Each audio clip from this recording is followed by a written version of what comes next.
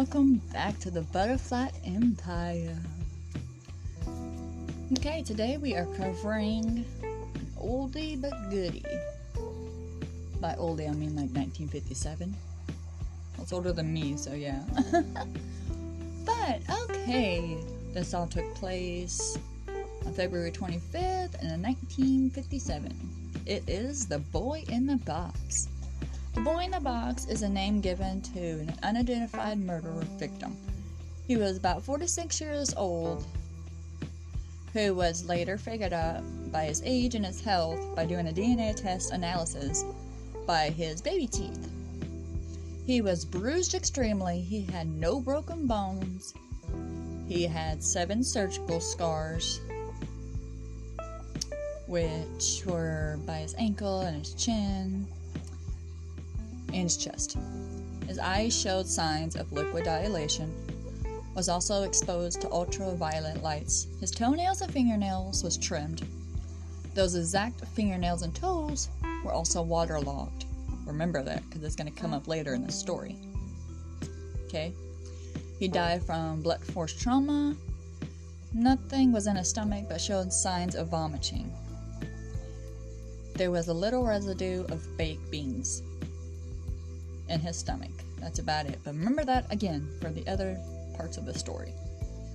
He was found naked and found in a bassinet box in Fox Chase section of Philadelphia. On February 25th, 1957, he is called an American's unknown child.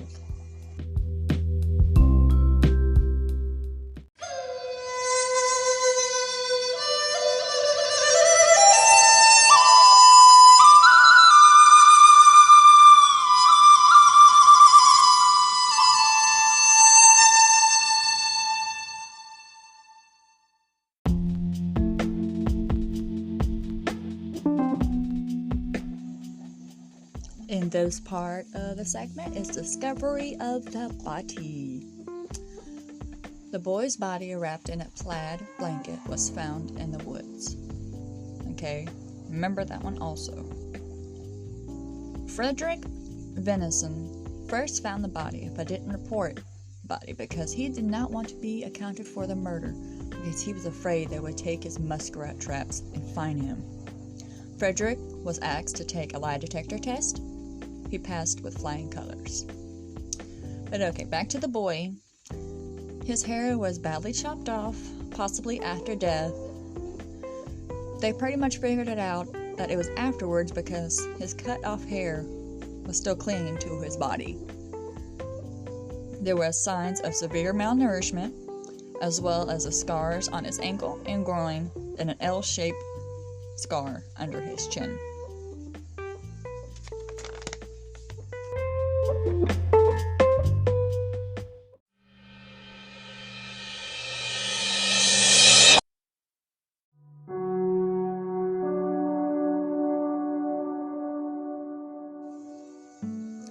Okay, let's move on to the investigation.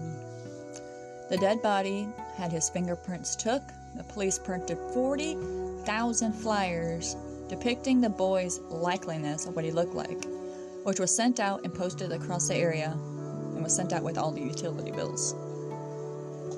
Officer Elmer Palmer was the first on the scene who found the small, blonde child. The crime scene was combed over and over again by 270 police academy recruits.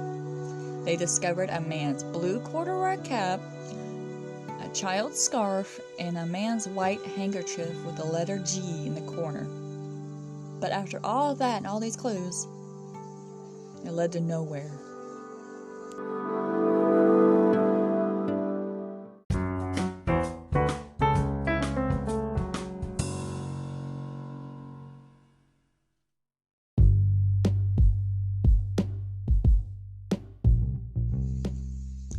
The police also distributed a post-mortem photography of the boy fully dressed, and they put him in a seated position as he may have looked when he was alive, in the hope it might lead to the boy's identity is still unknown. It still remains unsolved to this day. On March 21st, 2016, the National Center for Missing and Exploited Children released a forensic facial reconstruction of the victim and added him in their database. Okay, the next part is all about the box he was found in. Because it was a JCPenney box. There was always 11 boxes in the city or town. 9 were recovered. The 9 was recovered by people bringing in the boxes or the bassinets, in fear the cops would be coming towards the door. All the boxes were shipped or bought with money. There was no record. Which back then, there was not a lot of people using credit cards back then. They were just coming out, so people still used a lot of cash.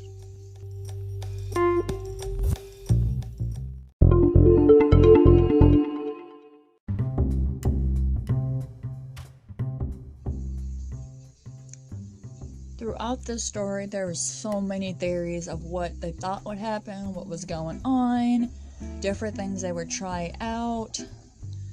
So this is like the multiple things that are rolling around. There's different names connected to different people. Some people called her this, some people called him that, just multiple things were flying around in the air because they had no clues, they had no thoughts, they had absolutely no anything to go on. So their minds started to race. And they figured out that the foster home that they thought the kid was in was located 1.5 miles from the site of the boy where he was found. While going to the foster home, the detectives discovered a bassinet similar to the one sold in the box that the boy was found in. There was a similar blanket hanging on the clothesline that the boy was wrapped in. They believed the boy belonged to the stepdaughter of the lady that lived there. The man ran the foster home. From different stories and different people's perspective, they tell different names of them. One set of the names was Arthur and Anne Marie, and then there was Arthur and Hannah. But the spies of his daughter, they would not be exposed as an unwed mother. Which, okay, later on from different stories, they say pretty much that the wife died because Arthur married the lady that also lived there, okay? Anne Marie, Hannah, Anna, I don't know. But, but I don't know their names. We're just gonna call it Arthur and Anna. But anyways, he ends up marrying her, okay? Now remember this. Later on, through all this, they still don't know who the boy is. They don't know anything about him. But the lady that he married dies. They don't say how she died. Old age, poison, I don't know. But he ends up marrying the stepdaughter. Back in the day, I don't know if that was okay or not. But, anywho, back to the boy, which is this is about. I keep losing track. It's what I do. But they theorize that the boy's death was an accident. They think.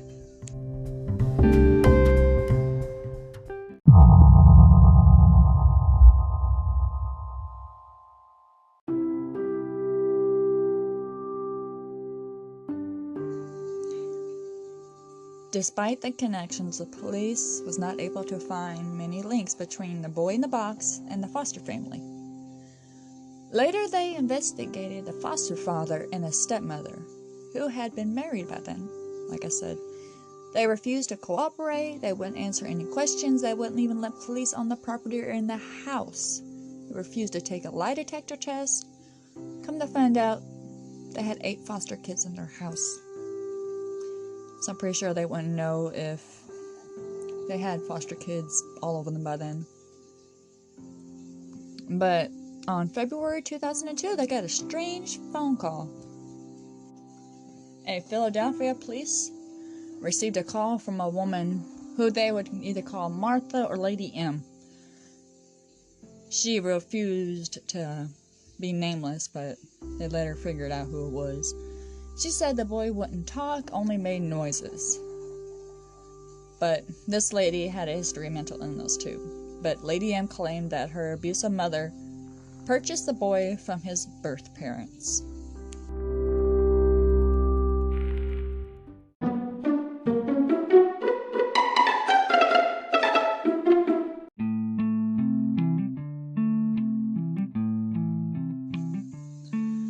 In 1954, the boy was subject to extreme abuse for 2.5 years. 212 years. Oh my gosh.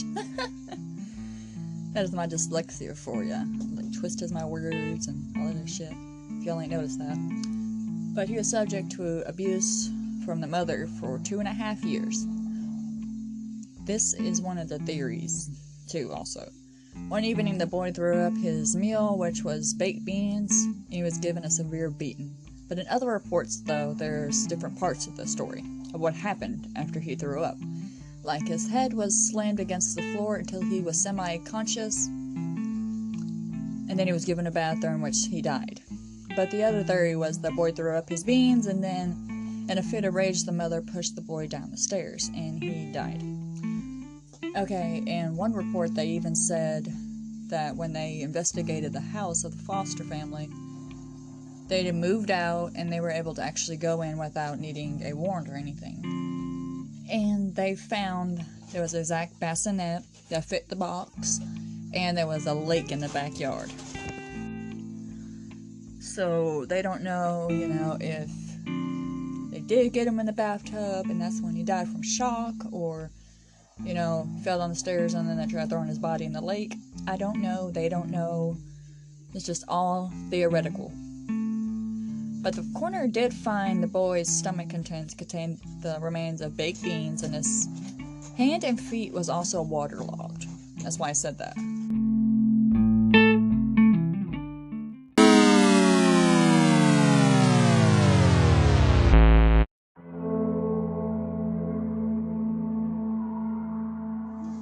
Okay, more theories.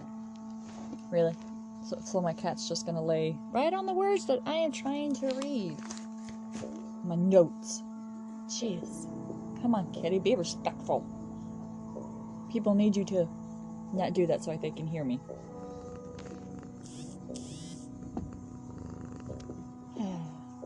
They say that the mother cut the boy's hair to hide his identity.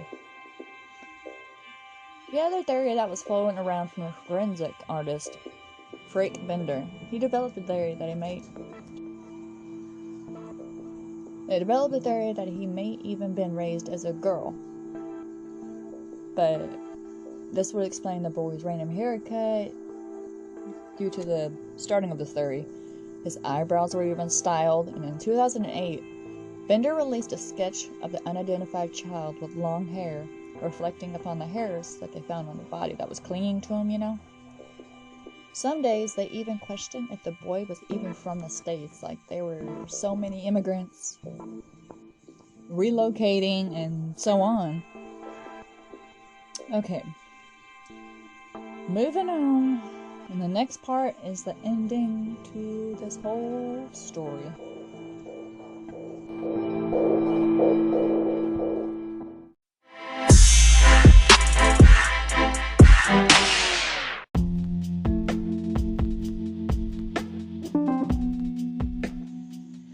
Okay, and then the last and final episode of this, it'll be the burial of the boy in the box, who is still unidentified. He was originally buried in Potter's Field in 1998, but the body was exhumed for the DNA purposes, which we talked about that in the very beginning, in the first segment of this episode. He was, exhumed for the DNA of his baby teeth. He was reburied at Ivy Hill Cemetery in Cedar Brook, Philadelphia, Pennsylvania, which was donated. A large plot, which was a coffin, a headstone. They were also donated by the son of the man who had buried the boy, first of all, in 1957. But finally, after putting the boy to rest, Lady M After listening to different phone calls and whatnot, they finally told them the boy's name was Jonathan. The detectives and the police officer who so longly worked on this case bursting into tears to finally give the unknown boy a name. So, that is basically the know-how and everything of the boy in the box. I have posted different stuff on Facebook and Instagram. So, enjoy, have a beautiful day. Thank you for joining the Butterfly Empire today, and I am your Butterfly Queen. Have a lovely day or night or whatever time you're in.